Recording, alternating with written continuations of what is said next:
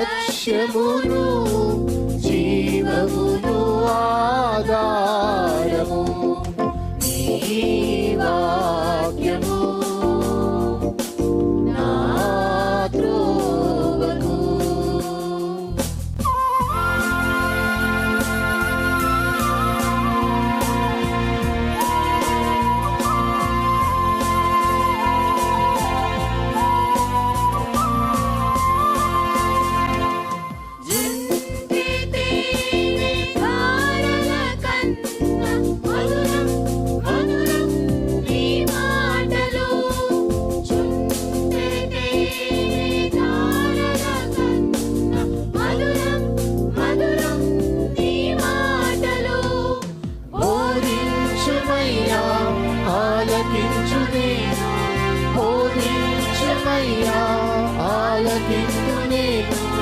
అనుసరింతునయ్యా ఆత్మశక్తితో, అనుసరింతునయ్యా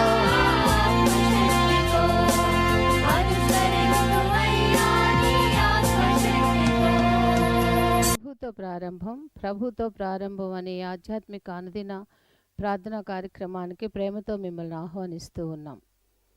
మన జీవితానికి ఆదియు ఆధారమునైనటువంటి ఆ దేవుణ్ణి మొదట మరణించుకున్నట్లయితే ఆ దినమంతయు ఆయన కృపాక్షేమములే మన వెంట వచ్చును. మొదట వేకునే లేవగానే మరి నీతిసూరుడైనటువంటి ఆయనని చూద్దాం, ఆయన మనలనైన స్వరాన్ని మనం విందాం. మన జీవిత కాలం అంతయు ఆయన ఆశీర్వాదములు దీవెనలు మన మీద కుమ్మరించును. యెషయి 65:24 మనం చూసినట్లయితే వారికి ఈలాగున జరుగును, వారు వేడుకొనుక మునుపు నేను ఉత్తరమిచ్చెదను, వారి మనవి చేయుచుండగా నేను ఆలకించెదను. మనవి చేయుచుండగానే ఆయన మన మనవిని ఆలకిస్తున్నాడు. కాబట్టి మరి ప్రతి దినము కూడా ఈ యొక్క అనుదిన ఆధ్యాత్మిక కార్యక్రమంలో మనం పాల్గొన్నట్లయితే మన జీవిత కాలం అంతయు కూడా ఆయన మేలులను మనం పొందుకోగలం, ఆ నిత్యరాజ్యంలో వారసులుగా మనము జీవించగలం. రండి, ప్రభుతో ప్రారంభం కార్యక్రమంలో పాల్గొనండి, ఆత్మీయ మేలులు పొందండి. దేవుడు మిమ్మల్ని దీవించాలి. శరణునా యేసు ప్రభువా, నీవేగా పరలోకమునకు ప్రోవా, కరుణతో నన్ను గావా, నీ కన్న కట్టయవ్వడు యేసువా. శరణునా యేసు ప్రభువా, నీవేగా పరలోకమునకు ప్రోవా, కరుణతో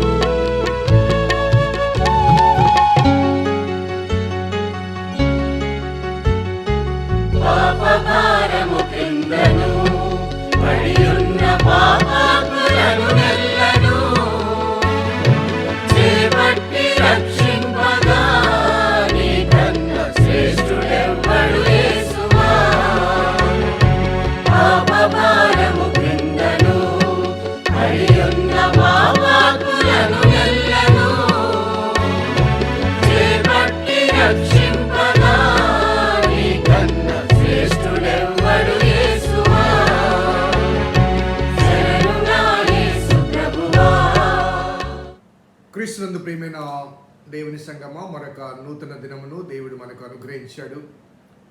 ప్రభుతో ప్రారంభం, అనుదిన ధ్యానం, ఆత్మకు క్షేమం. ఈ ఆశీర్వాదకరమైన ఆధ్యాత్మిక కార్యక్రమానికి ప్రేమతో మిమ్మల్ని స్వాగతిస్తున్నాను. వేకువనే లేచి మరి సృష్టి యావత్తు మేల్కొనక ముందే మరి దేవుని ఆరాధించి స్తుతించి మన పనిపాట్లు ప్రారంభించడం ఆశీర్వాదకరం. ఉదయాన్నే పక్షుల కిలకిల రావడంతో మరి సృష్టి పులకిస్తుంది. మరి అటువంటి అనుభవాల మధ్య సృష్టి కిరీటమైన మానవుడు కూడా లేచి దేవుని స్తుతించడం అన్నది ఆవశ్యకం, అద్భుతమైన అనుభవం కూడా. రండి, ఈ 9వ కీర్తన ఆధారంగా కొనసాగుతున్న ఈ ఆధ్యాత్మిక ధ్యానములను ప్రేమతో, ఆశతో, ఆసక్తితో, ఆధ్యాత్మికతతో ఆరాధిద్దాం, ప్రార్థన చేద్దాం. కృపగల దేవా, దైవ తండ్రి, మీ పాదములకు స్తోత్రము చెల్లిస్తున్నాం నాయన. నీ ఉచితమైన దయా సంకల్పాన్ని బట్టి మమ్మల్ని ప్రేమించి ప్రోత్సహిస్తూ అనుగ్రహిస్తున్న అనుదిన దీవెనకరమైన మాటలు బట్టి స్తుతులు చెల్లిస్తున్నా. నీ భక్తుల జీవిత సాక్ష్యాలు మాకు సాదృశ్యాలు ప్రభువా. వాటిని నెమరు వేసుకుంటూ మా జీవితాన్ని కూడా సరిచేసుకుంటకు మీరు మాతో సంభాషిస్తున్నందుకు స్తుతులు చెల్లిస్తూ ఈనాటి వాక్యాన్ని మేము ధ్యానం చేస్తుండగా మాకు అవసరమైన శ్రేష్టమైన వర్తమానం మీరే అందించమని మా రక్షకుడిని యేసు నామమున అడిగి వేడుకొంటున్నాం తండ్రి, ఆమేన్. ఉపోద్ఘాత అనంతరము ఈ 9వ కీర్తనలోని మొదటి 6 వచనాలు ధ్యానం చేయాలని నేను తలస్తున్నాను. ఈ కీర్తన మరి కాంటెక్స్ట్ ఏ నిర్దిష్టమైన సందర్భానికి సంబంధించిందో మనకు తెలియదు అన్న వాస్తవాన్ని మరి మనం జ్ఞాపకం చేసుకున్నాం. ఈ కీర్తన ప్రారంభంలోనే స్తుతించదను, వివరించదను, సంతోషించదను, హర్షించదను, కీర్తించదను అనే మాటలు మొదటి 2 వచనాల్లో కనబడతాయి. సో ఇది a song of jubilant thanksgiving అని చెప్పవచ్చు. ఈ కీర్తనలోని వివిధ అంశాలు ఆ తర్వాత పొందుపరచబడ్డప్పటికీ the psalmist begins with thanksgiving, praising and worshipping. స్తుతి, ఆరాధన ఈ కీర్తనలో ప్రధానంగా కనిపించే అంశం. ఆ మాటకు వస్తే దావీదు జీవితంలో ఆయన రాసిన చాలా రచనలు అవి ఏ సందర్భానికి సంబంధించినప్పటికీ కూడా, ఎటువంటి క్లిష్ట పరిస్థితుల్లో ఉన్నప్పటికీ కూడా ఆయన ప్రారంభము కానీ లేకపోతే ముగింపు కానీ స్తుతితో కొనసాగుతుంది. స్తుతి లేకుండా కీర్తనలు కనిపించవు. ఆయన రాసిన కీర్తనలన్నింటిలో కూడా స్తుతి అనేది ప్రధాన అంశంగా కనిపిస్తుంది. సో మన కష్టాన్ని దేవునికి తెలియచేసే సమయంలో కూడా స్తుతి చెల్లించడం, మన ఆనందాన్ని వ్యక్తపరిచే సమయంలో కూడా దేవుని స్తుతించడం, స్తుతి ఆరాధన అనేది ఒక శ్రేష్టమైన రెస్పాన్స్. ఒక విధంగా చెప్పాలంటే అనగా దేవుడు నీ పట్ల, నా పట్ల చేసిన, చేస్తున్న, చేయనయ్యున్న మేళ్లకు, ఆశీర్వాదాలకు కనీస స్పందన స్తుతి. ఈనాడు మన సంఘాల్లో స్తుతి ఆరాధన అనే కార్యక్రమాన్ని మనము పొందుపరచడానికి గల కారణాల్లో ముఖ్యంగా, so before God speaks to us, మన ఆరాధన కార్యక్రమంలో మనం కొన్ని పాటలు పాడుతాం, ప్రార్థన చేస్తాం, వాక్యం వింటాం. సో ఇది రెగ్యులర్గా జరిగే ఒక క్రమం. కానీ ఆ పాటలు పాడుతున్నప్పుడు ఆ పాటలోని భావాన్ని, భావ వ్యక్తీకరణకు అనుగుణమైన రాగాన్ని పాడడంలో ఏదో పాడుతున్నాం. అలాగే ఆరాధనలో కూర్చున్న వారి స్పందన కూడా ఎలా ఉందంటే పాడుతున్నాం. ఆ భావం ఏంటి, ఆ భక్తుని యొక్క అనుభవం ఏంటి, వారు ఎందు నిమిత్తము ఆ కీర్తన కీర్తిస్తున్నాడు, అతని సమస్యలు ఏంటి, అతని శ్రమలేంటి, అతని ఆనందం ఏంటి. సో ఈ రీతిగా భావయుక్తంగా ఆ కీర్తన కీర్తించినప్పుడు అది నిజమైన కీర్తి. నిజమైన ఆరాధన. సో రేపు ఆదివారం నాడు ఒక మంచి పాటను నేను ఎన్నిక చేశాను, మన సంగీత బృందానికి ఇచ్చాను. ఎంతమంది ఆ స్తుతి ఆరాధనలో హృదయాలను ఐక్యపరిచి ఆరాధిస్తారో చూస్తాం. సో ఇక్కడ రాయబడ్డ మాటలు చూస్తే, నా పూర్ణ హృదయముతో నేను యెహోవాను స్తుతించెదను అనగా, when you are desired to thank God or praise God from the totality of our heart, హృదయ పూర్వకముగా రావాలి, హృదయ అంతరంగములోంచి రావాలి. ఆ స్తుతి కానీ, ఆ కృతజ్ఞత కానీ, ఆ ఆరాధన కానీ ఆ అంతరంగంలోంచి రావాలి, అంతరంగంలోంచి రావాలి. దేవుని ఆరాధించాలి అనే అంశం గురించి ఆ సమరయ స్త్రీ ఒక మాట అడుగుతుంది యేసేను. మా పూర్వీకులు ఆ కొండ మీద ఆరాధించేవారట, మీ వాళ్ళు వచ్చి ఆ దేవాలయాన్ని కొలగొట్టారు, ఇప్పుడు మేము ఎక్కడికి పోవాలి ఆరాధించడానికి అనగా, సమరయులందరూ ఆ యెరూషలేము దేవాలయంలోనికి వాటిని రానినప్పుడు గెరిజిము కొండ మీద వారికంటూ ఒక ప్రత్యేకమైన ఆలయాన్ని నిర్మించుకుంటే, యూదులు కక్షతో పోయి ఆ దేవాలయాన్ని నిర్మూలన చేస్తారు. సో సమరయులకు దేవుణ్ణి ఇవ్వలేదు, దేవాలయాన్ని ఇవ్వలేదు. ఆ సమయంలో దేవుడే స్వయంగా అక్కడికి వెళ్ళాడు, దేవుడే స్వయంగా వెళ్ళాడు. ఆశ్చర్యం కదండి. యూదులు సమరయులు అనగా వారి కజిన్సే వారు కూడా ఆ సమరయులను ద్వేషించి వారికి దేవుణ్ణి ఇవ్వలేదు, దేవాలయాన్ని కూడా కూలగొడితే దేవుడే స్వయంగా పోయాడు. ఆ స్త్రీతో సంభాషించి ఆ స్త్రీ ద్వారా ఆ గ్రామం అంతటి కూడా దేవుడు మా గ్రామానికి వచ్చాడు, మెస్సియా మా గ్రామానికి వచ్చాడంటూ వారు గుర్తించి స్తుతించే అవకాశాన్ని కలిగించారు. ఆ సందర్భంలో యేసుప్రభువు వారు చెప్పిన మాట, మరి ఆ కొండ మీదకి వెళ్ళాలా, ఈ కొండ మీదకి వెళ్ళాలా అంటే, దేవుడు ఆత్మ గనుక ఆయన ఆరాధించువారు ఆత్మతో సత్యముతో ఆరాధించాలి. నీ దేవుడని యెహోవా అద్వితీయుడైన దేవుడు. నీ పూర్ణ హృదయముతో, నీ పూర్ణ ఆత్మతో, నీ పూర్ణ మహిమతో, నీ పూర్ణ భక్తితో, నీ పూర్ణమైన సమస్తముతో ఆయన ఆరాధించాలి. So how is our praise and worship nowadays? హృదయపూర్వకముగా స్వరములు ఎత్తి హృదయాంతరంగంలోంచి దేవుడు నీ పట్ల నా పట్ల చేసిన మేలను కీర్తించే ఆ స్తుతి అనుభవం మన స్తుతి ఆరాధనలో ఉందా? ఒకసారి మనము సెల్ఫ్ ఎగ్జామిన్ చేసుకోవాలి. మొదటి మాట చాలా చక్కని మాట, నా పూర్ణ హృదయముతో నేను యెహోవాను స్తుతించెదను. అలాగే స్తుతించడానికి కలిగిన ఎలిమెంట్ ఏంటంటే, యెహోవా నీ అద్భుత కార్యములన్నిటినీ నేను వివరించదను. నీ అద్భుత కార్యములన్నిటినీ. 103వ కీర్తన మనకు తెలుసు కదండి, నా ప్రాణమా యెహోవాను సన్నతించుము, నా అంతరంగంలోని సమస్తమా ఆయన పరిశుద్ధనామమును సన్నతించుము, నా ప్రాణమా యెహోవాను సన్నతించుము, ఆయన చేసిన ఉపకారంలో దేనిని మరువకము. Forget not anything, all his benefits. చాలాసార్లు చేసిన మేళ్లను మరిచిపోవడం అనేది సర్వసాధారణమైపోయింది నేటి మానవ స్థితిగతుల మధ్య. చేసిన మేళ్లను మధ్య, మనుషుల మధ్య మాత్రమే కాదండి, దేవుడు చేసిన మేళ్లను. ప్రాణాపాయ స్థితిలో హాస్పిటల్కి వెళ్తాము, వైద్యులు తమ వల్ల కాదు అంటారు. మరి ఆలయంలో పాస్టర్ గారు ప్రార్థన చేయండి, స్త్రీల సమాజం ప్రార్థన చేయండి, సంఘము ప్రార్థన చేయండి అంటాం, ప్రార్థన చేస్తాం. దేవుడు కాపాడి తీసుకొస్తాడు, ఒక సాక్ష్యం చెప్తాం. దేవుడు నా పట్ల అద్భుతాన్ని చేశాడు, ఆశ్చర్యక్రియలు చేశాడు అని సాక్ష్యం చెప్తాం. అందరూ విస్మయం పొందుతారు, అందరూ ఆశ్చర్యపోతారు, అందరూ దేవుని స్తుతిస్తారు. మొక్కుబడిగా కొంత కానుక ఇచ్చేస్తాం. There is the matter. అక్కడితో మనం మర్చిపోతామండి. ఆ తర్వాత చాలాసార్లు మరలా కనిపించం. మనం కనిపించినా కానీ ఏదో ఆలయానికి వస్తే వెనక్కి కూర్చొని వెళ్ళిపోతాం.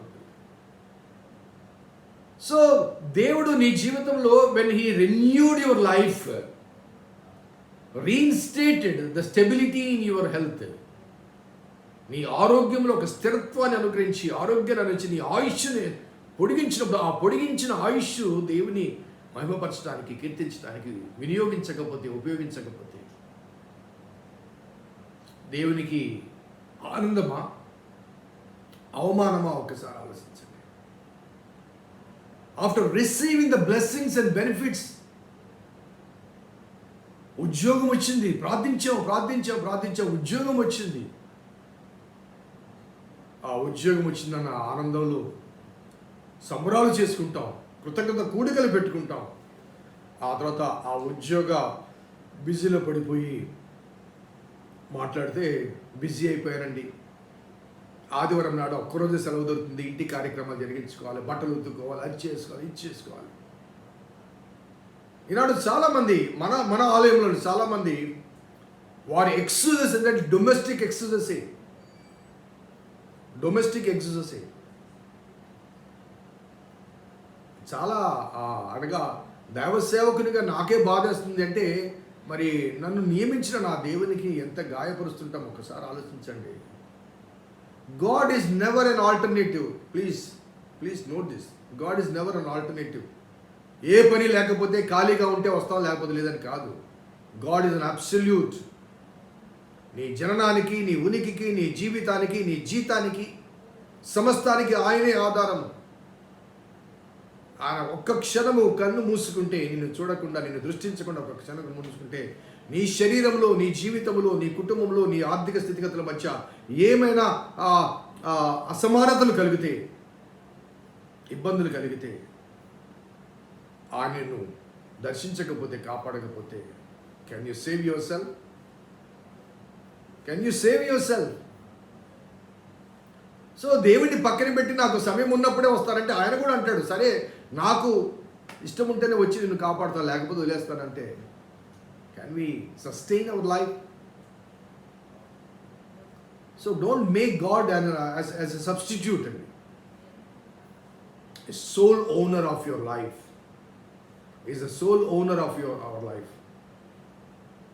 నేను పుట్టించింది ఆయన. నువ్వు పుట్టక ముందు నువ్వు ఎక్కడున్నావో, ఎలా పుట్టావో, ఎవరికి పుట్టావో ఇవన్నీ కూడా ఆయన నిర్ణయించాడు. నీ జీవితానికి ఏమి కావాలన్నీ ఆయన నిర్ణయించాడు. నావి అనుకున్న నీ ఆస్తి ఐశ్వర్యాలు కానీ, నీ జీవితము కానీ, నీ ఆరోగ్యం కానీ, నీ ఆనందం కానీ, ఫర్ దట్ మ్యాటర్ నీ జీవిత భాగస్వామి కానీ, నీ బిడ్డలు కానీ, అన్ని దేవుడు అనేది శ్వాసలు. వాటి మధ్య మునిగిపోయి ఇచ్చిన దేవుణ్ణి విస్మరిస్తే, స్తుతించడం ఆగిపోతే ఎటువంటి మరి కృతజ్ఞులమవుతామో ఒకసారి ఆలోచించండి. కృతజ్ఞత లేకపోతే కృతజ్ఞులమవుతాం. So David was speaking to us. నా పూర్ణ హృదయముతో నేను యెహోవాను స్తుతించదును, యెహోవా నీ అద్భుత కార్యములు అన్నిటినీ వివరించదును. కొన్నిటిని కాదు, అన్నిటినీ. ఆ అన్నిటినీ అనే దాంట్లో ఈరోజు నీవు ఊపిరి పీలుస్తున్నావు చూసావా? ఈరోజు నువ్వు సజీవంగా ఉన్నావు చూసావా? ఈరోజు నువ్వు ఆరోగ్యంగా ఉన్నావు చూసావా? ఈరోజు నీ పనిపాట్లు చేసుకోవడానికి శక్తి మరి కలిగింది చూసావా? కారణం ఆయనే. సో ఆయన చేసిన కార్యాలు లెక్కించడానికి ఒక రీజన్ అక్కర్లేదు, ఒక సీజన్ అక్కర్లేదు. నువ్వు బ్రతికున్నావు, అదే అది చాలు. నువ్వు బ్రతికున్నావు. అందుకే సజీవులు కదా నిన్ను స్తుతిస్తారు, మృతులను మౌన స్థితిలోనికి దిగిపోవు వారు నిన్ను స్తుతిస్తారు అంటాడు. సో నువ్వు స్తుతించడం లేదంటే you are dead in the sight of the Lord. You are dead. కాబట్టి మృతుల వైపు చూడడు ఆయన. మృతుల మీదకి ఏమాత్రం ఆశీర్వాదాలు అందించినా అవి వారికి అంగీకరించబడవు కాబట్టి, వారికి చెందవు కాబట్టి God doesn't waste his time and talents. If you are not praising God,